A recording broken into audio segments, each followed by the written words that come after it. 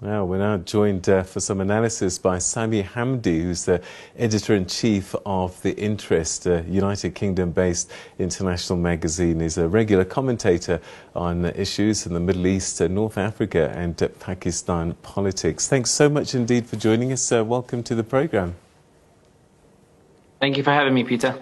All right, so how did the beloved Imran Khan, who was so popular as the country's captain in cricket, became, in a fairy tale, I guess, president of the country, end up facing terror charges? I think that the reality is that since Imran Khan came to power, he has essentially, came to power, very popular prime minister. The COVID pandemic hit, there was a bit of economic problems. But what we also saw was that Imran Khan was trying to put his imprint on the government and ended up clashing with the army when he decided to try to put in his own choice for a successor to the army chief of staff. And the army chief of staff essentially was very upset about this, and there was a reported feud between Imran Khan and the army chief of staff, who was supposed to retire within a year. And within this backdrop, we saw this parliamentary vote that ousted him come about. It was against this backdrop that we saw this sudden acceleration in the politics that saw his coalition partners suddenly turn on him. Imran Khan accused them of having taken bribes in exchange for abandoning his coalition, which meant that he lost his parliamentary majority. And this enabled the opposition to unify all together in order to try to vote to oust Imran Khan. The reason why the opposition was able to unify to oust Imran Khan was because Imran Khan was about to pass, or rather he already passed one of them, but passed two laws that the opposition felt would cement Imran Khan's premiership over at least the next decade. And these two laws were, the first was to allow Pakistanis abroad to vote, and according to the polls, more than 90% of Pakistanis abroad are in favor of Imran Khan.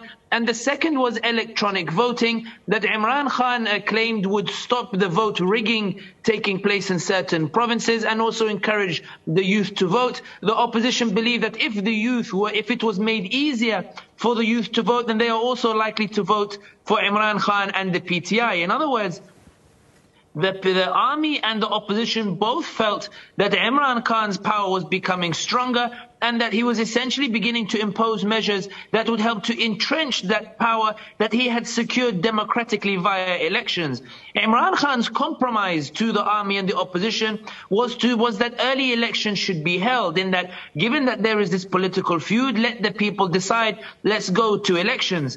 But this current government that Imran Khan likes to call an imported government, imported a reference to the idea that because he was pursuing an independent foreign policy, the US were upset and therefore supported his overthrow. Again, no evidence has been presented about this, but nevertheless, this current government is unwilling to hold early elections, primarily because they are only united in their hatred for Imran Khan and fear that if they go to elections, then Imran Khan will be the beneficiary. And this is why the focus has been on reversing the law that allows Pakistanis abroad to vote. They have removed that right of Pakistanis abroad to vote, essentially sending a message that keep sending your money and pay your taxes, but we are not having the right to vote in this country if you don't live in it, and also removing the electronic voting. The problem for the government and the army, however, is that in the provincial elections, in the by-elections, such as that in the largest province of Punjab, Imran Khan is pulling off spectacular landslide. In Punjab, where the current prime minister is from, Punjab is considered the current prime minister's stronghold. It's considered something that is his own backyard. Imran Khan's party won a landslide in that backyard. It overturned the traditional political dynamics and then proceeded to win two more by-elections with very large margins. And this has now caused jitters amongst the army and amongst the prime minister, the current government. The idea being that Imran Khan's rallies are only continuing to get bigger. He's continuing to win these provincial elections. And the closer we get to the appointed date of general elections, there are genuine concerns that there could genuinely be a political earthquake, that Imran Khan might actually win an outright majority and come to dominate